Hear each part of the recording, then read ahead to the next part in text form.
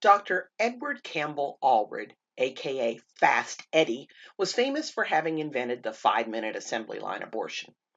But in this case, a doctor at one of his clinics managed to do a 3-minute abortion and in his haste caused fatal injuries to an 18-year-old girl named Christine.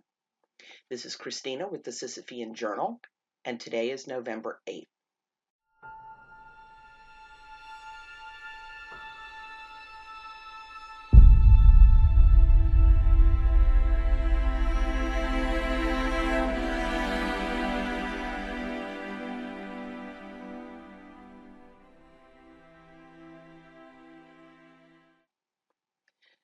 So 18-year-old Christina underwent a safe, legal abortion at Doctor's Surgical Center in Cypress, California, which was a Family Planning Associates affiliated clinic. Family Planning Associates is like the flagship clinic of the National Abortion Federation. Yes, the very highest quality of care.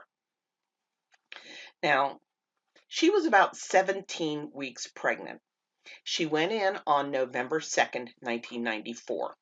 A nurse practitioner inserted laminaria, which are little dried seaweed sticks, little dried sterile seaweed sticks. And these are inserted into the cervix, and overnight they absorb moisture from the woman's body, swell up, dilate the cervix so that the fetus can be removed. So Christine went home and came back the next day for her abortion.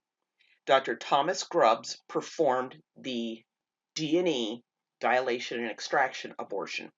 Now, this is performed by reaching in with forceps and they grab whatever piece they can, pull it down hard against the cervix so they can get some resistance and just twist that puppy off.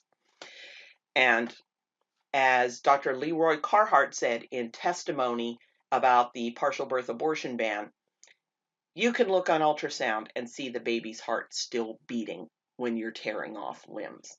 This baby is alive when this is being done. So Christine was sent to recovery after her baby was dismembered.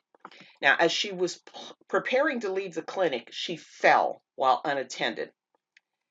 And Grubbs came to check on her. Her speech was slowed, and her responses to things that were being said to her really didn't make any sense. So somebody called an ambulance, and Christine was taken to La Palma Hospital. Now, she spent several hours in the emergency room attended by her friend Robert.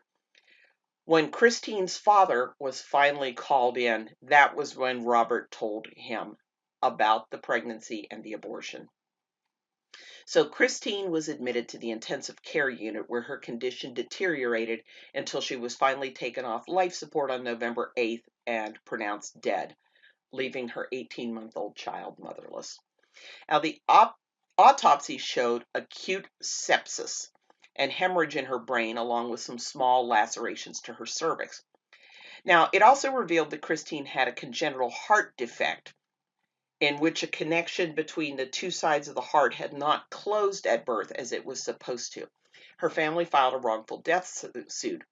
Now, the attorney for the defendants, which was Thomas Grubbs, Family Planning Associates Medical Group, and Allred himself, because he owned the clinic and was supposed to be supervising it, claimed that her heart defect, not the abortion, had caused her death.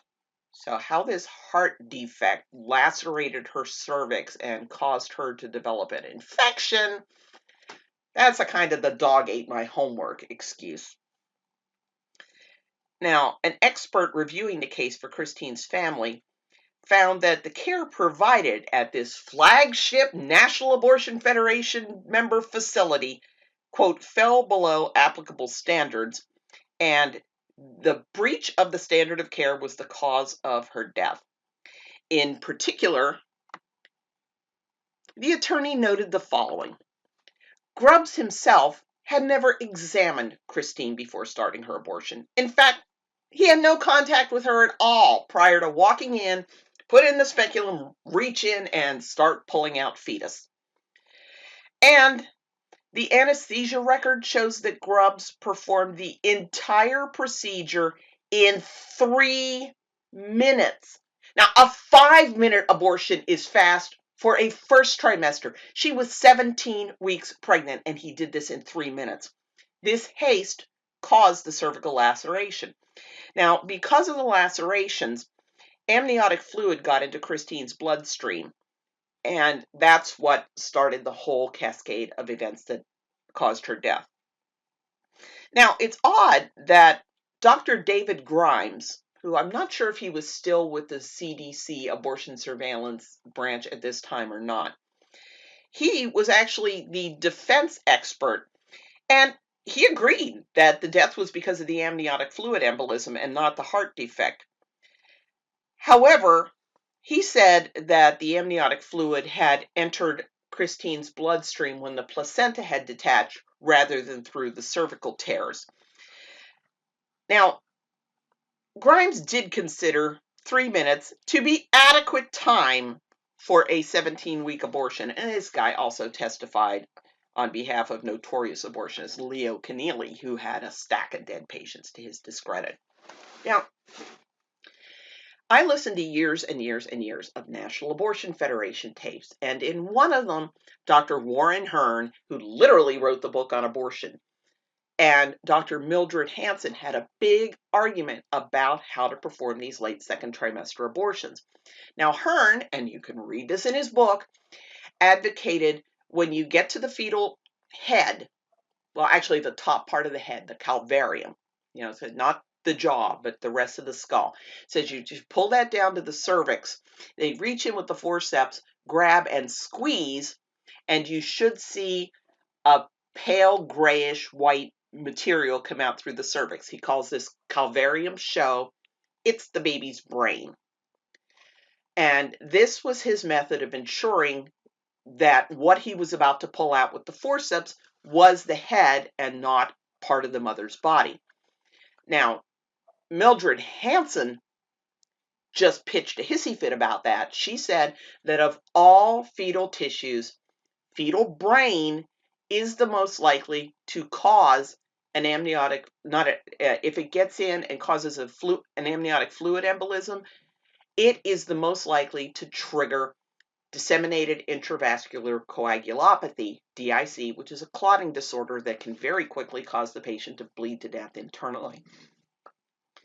And it was really interesting to hear the two of them have this argument.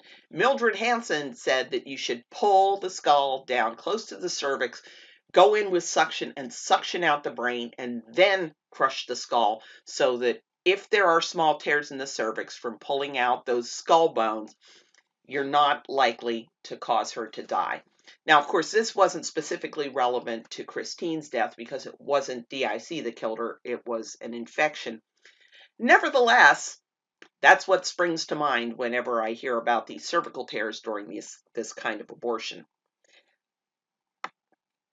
So, the lawsuit went to trial, and Allred took the stand, and that is when the pro-lifers discovered that the lawsuit was in process and complained to the medical board and the news media that they were ignoring this death.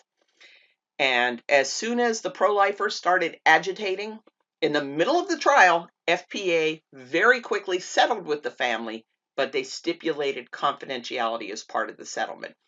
And Christine was one of over a dozen young women. Actually, I think it's 16 now that died from abortions at the Family Planning Associates Medical Group chain.